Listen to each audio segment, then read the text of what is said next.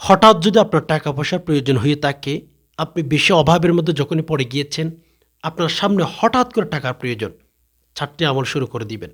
সাথে সাথে আল্লাহ যদি রহম করে থাকেন, মেহেরবানি করে থাকেন, ইনশাআল্লাহ আল্লাহ পাক রব্বুল আলামিন গায়বীভাবে টাকা পয়সার ব্যবস্থা করে দিবেন। যদি আপনার হঠাৎ করে টাকার প্রয়োজন হয়ে গেছে, কারো কাছে আপনি চেয়েছেন পাচ্ছেন না, আপনার পাশে কেউ দাঁড়াচ্ছে না, আপনার পিঠ দেওয়ালের সাথে লেগে গেছে, দেখতেছেন আপনার সামনে টাকার প্রয়োজন হবে হঠাৎ করে, 4টি আমল শুরু করে দেন। একেবারে পরীক্ষিত আমল, কিতাবের ভেতরে এসেছে। যেই ব্যক্তি আমল করেছে তাকে আল্লাহ ফলাফল দিয়েছেন। তবে দিল আর জবান ঠিক রেখে আমলটি করতে হবে। পরিপূর্ণ ভরসা রেখে আমলটি শুরু করে দেন। দেখবেন আল্লাহ পাক রব্বুল আলামিন এমন এমন জায়গা থেকে আপনার টাকা পয়সার ব্যবস্থা করে দিয়েছেন, আপনি চিন্তাও করতে পারতেছেন না কিভাবে হইল। আল্লাহ চাইলে পারেন, কেননা ইন্নাল্লাহ আলা কুল্লি শাইইন কদির। আল্লাহ সব কিছু করতে পারেন, আল্লাহ সব কিছু করার শক্তি আল্লাহর কাছে আছেন। আল্লাহ পাক রব্বুল আলামিন বলেন, বান্দা তোমরা কি দেখিস না আমি তোদেরকে এক ফোঁটা পানি থেকে তোদেরকে আমি তৈরি করেছি, এত সৌন্দর্য তোমাদেরকে দিয়েছি। তো এই যে এত কঠিন কাজটা যদি আল্লাহ পারেন, তাহলে টাকা পয়সা এগুলো তো ভাই একেবারে সহজ একটা কাজ। আল্লাহ চাইলে পারেন, কেননা আল্লাহ যাকে ধনী বানাতে চান সে ব্যক্তি ধনী হয়ে যান, আর যে ব্যক্তিকে আল্লাহ গরিব বানাইতে চান অলমোস্ট সে ব্যক্তি গরিব হয়ে যান। এখানে কারো হাতে রিজিকের দায়িত্ব আল্লাহ পাক রব্বুল আলামিন দেন নাই। পৃথিবীর কোনো নবী রসুলকে পর্যন্ত রিজিকের দায়িত্ব দেন নাই। শুধুমাত্র কেবলমাত্র আল্লাহ পাক রব্বুল আলামিন আসমান থেকে রিজিকের ফায়সালা করে থাকেন। এজন্য আমি আপনাদেরকে বলবো, যদি আপনার হঠাৎ টাকা পয়সার প্রয়োজন হয়ে গেছে, আপনি অনেক মানুষের কাছে চেয়েছেন কিচ্ছু পাচ্ছেন না, শেষ রাতে হোক অথবা প্রত্যেক ফরজ নামাজের পরে হোক, 4টি আমল করে দেখেন, ইনশাআল্লাহ আল্লাহ আপনার রিজিকের ব্যবস্থা করে দিবেন, টাকা পয়সার ব্যবস্থা করে দিবেন। অনেক ঋণের সাথে জর্জরিত হয়ে গেছেন, আমলগুলো করেন, দেখবেন আল্লাহ পাক রব্বুল আলামিন ভালো একটা বেনিফিট দান করেছে। সম্মানিত দিনী ভাই বোন, গুরুত্বপূর্ণ ভিডিওটিতে কেউ অমনোযোগী থাকবেন না। দেখেন, আমরা যারা দুনিয়াতে বসবাস করি, যতদিন দুনিয়ার মধ্যে আমরা থাকবো আমাদের টাকা পয়সাগুলোর প্রয়োজন হবে, আমাদের ধন সম্পদের প্রয়োজন হবে, যতদিন আপনি দুনিয়ার মধ্যে আছেন আর কি। যেমন রাসূলুল্লাহ সাল্লাল্লাহু আলাইহি সাল্লাম স্বয়ং নিজেও আল্লাহর কাছে দোয়া করতেন যে আল্লাহ আল্লাহুম্মা ইন্নী আউযু বিকা মিনাল ফাকরি। আল্লাহ আমি আপনার কাছে পানা চাচ্ছি গরিবি থেকে। এই যে গরিবি থেকে পানা রসুলও চেয়েছেন, তবে হ্যাঁ, কোটি কোটি টাকা চেয়েছেন সেরকম নয়। আবার ফকরি, যেভাবে অভাবে পড়ে গেলে নামাজ রোজা ইবাদত বন্দেগী থেকে দূরে থাকতে হয়, ওই অবস্থা থেকে আপনি দোয়া করতে পারেন। আবার অনেক মানুষ আছে সমাজের মধ্যে, অনেক মানুষ আছে শুধু টাকা চাইতে থাকে, আল্লাহ পাক রব্বুল আলামিনের কাছে বলতেই থাকেন, আল্লাহ আমাকে কোটি টাকার মালিক বানান, আল্লাহ আমাকে এত এত সম্পদ দান করেন, এইভাবে দোয়া করতেই থাকেন। রাসূলুল্লাহ সাল্লাল্লাহু আলাইহি ওয়াসাল্লামের কাছে এক সাহাবী আসলেন, নবীজি কে বলেছেন, ইয়া রাসূলুল্লাহ ইয়া হাবিবাল্লাহ,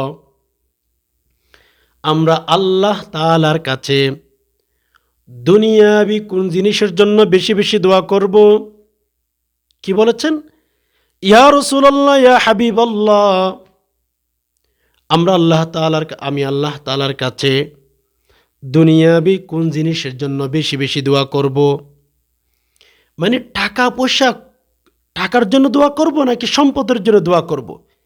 রাসূলের কাছে সাহাবী যখন এই কথা জিজ্ঞেস করেছেন, রাসূলুল্লাহ সাল্লাল্লাহু আলাইহি সাল্লামের চোখ মোবারক লাল হয়ে গেছে, চেহারা মোবারক লাল হয়ে গেছে। কিরে সাহাবী, দুনিয়াবি এই জিনিসের জন্য দোয়া করতে হবে কেন এত বেশি? বেশি বেশি তো দোয়া করতে হবে আখিরাতের জন্য, পরকালের জন্য। রাসূলুল্লাহ সাল্লাল্লাহু আলাইহি সাল্লামকে স্বর্ণের পাহাড় দিতে চেয়েছিলেন। রসুল বলেছিলেন, ইয়া আল্লাহ, আমাকে আপনি এখানে দুনিয়ার মধ্যে পাঠান নাই যে সম্পদের পাহাড় করার জন্য। আপনি আমাকে এখানে দায়িত্ব দিয়েছেন মুমিনদেরকে, মুসলমানদেরকে জান্নাতে ঢুকিয়ে দেওয়ার জন্য। মানুষগুলোকে আপনার পরিচয় যেন পেয়ে যান, সেরকম ব্যবস্থা যেন আমি করে দিতে পারি সেজন্য পাঠিয়েছেন। আমাকে স্বর্ণের পাহাড় দিলে আল্লাহ, আমি এগুলো চাই না আপনার কাছ থেকে। সুবহানাল্লাহ, স্বর্ণের পাহাড় নবীজি চান নাই। একসময় আল্লাহ পাক রব্বুল আলামিনের কাছে রাসূলুল্লাহ সাল্লাল্লাহু আলাইহি ওয়াসাল্লাম বলেই ফেলেছেন, আল্লাহ, আমি কিন্তু কোটি কোটি সম্পদ চাই না। আল্লাহ, আমি লক্ষ লক্ষ টাকার মালিক হব সেটাও আমি চাই না। মালিক, কিয়ামতের ময়দানে আমি যেন গরিবী অবস্থায় জান্নাতে ঢুকতে পারি, সেই দোয়াটা আল্লাহ আমি আপনার কাছে করে গেলাম। আল্লাহ রসুল সাল্লাল্লাহু আলাইহি ওয়াসাল্লাম কোটি কোটি টাকা চান নাই আল্লাহর কাছে।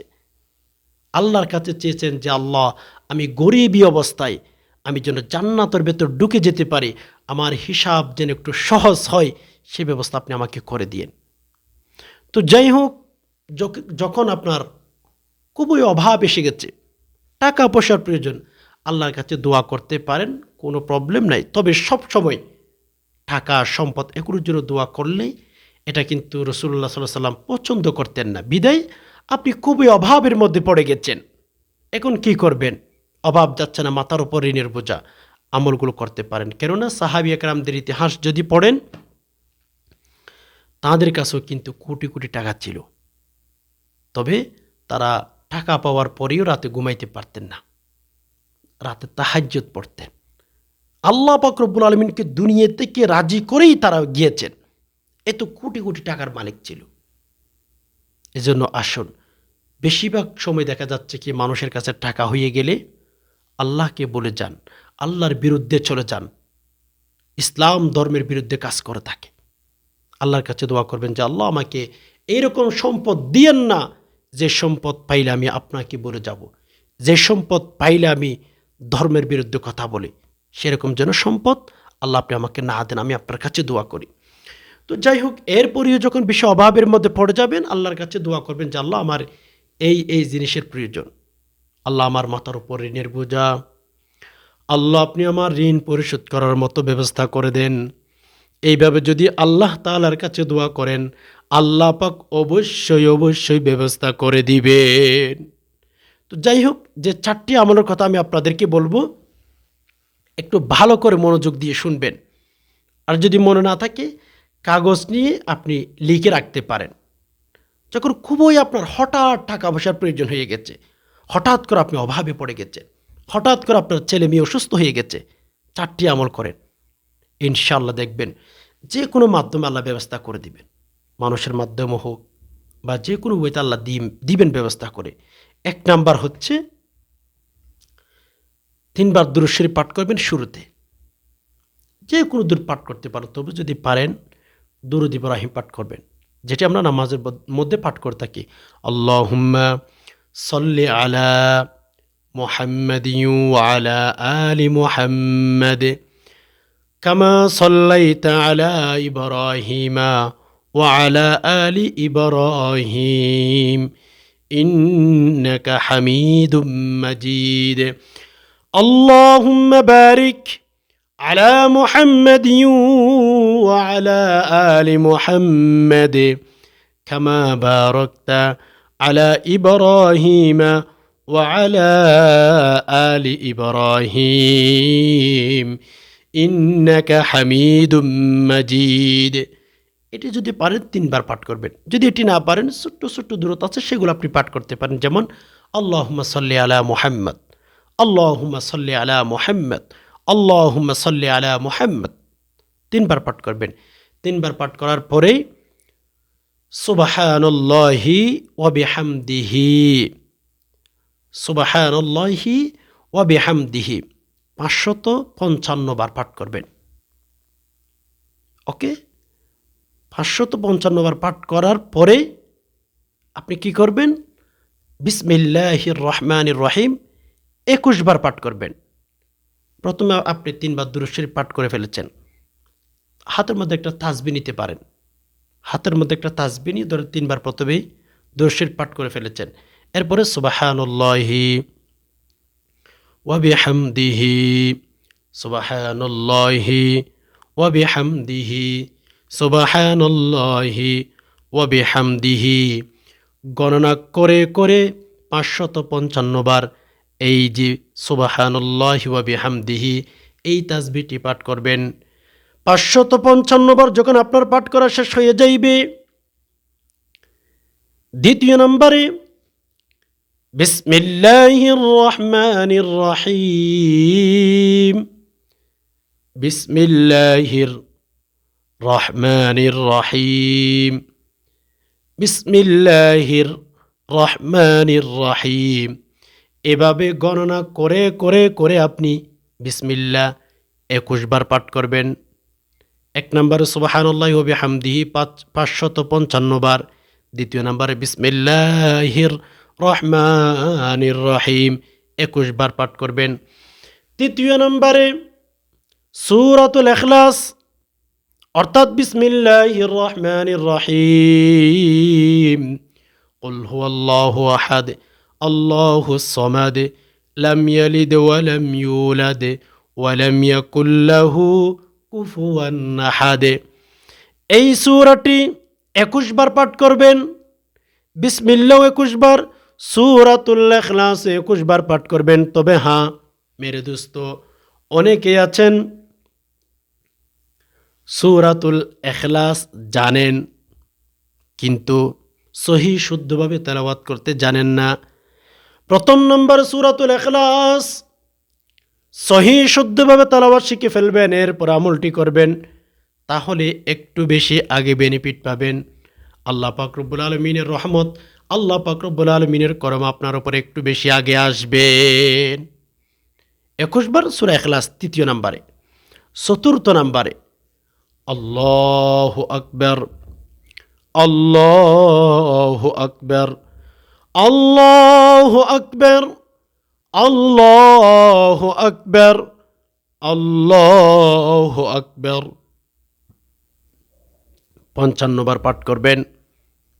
এরপরে আবার ৩ বার দুরূদ শরীফ পাঠ করবেন। যখন আমলটি করা শেষ হয়ে যাইবে, আল্লাহ পাক রব্বুল আলামিনকে বলেন, আল্লাহ অভাবের মধ্যে পড়ে গেলাম, ঋণগ্রস্ত হয়ে গেলাম, আল্লাহ হঠাৎ টাকা পয়সার প্রয়োজন, আল্লাহ আপনি আমার টাকা পয়সার ব্যবস্থা করে দেন, আল্লাহ সম্পদের ব্যবস্থা করে দেন।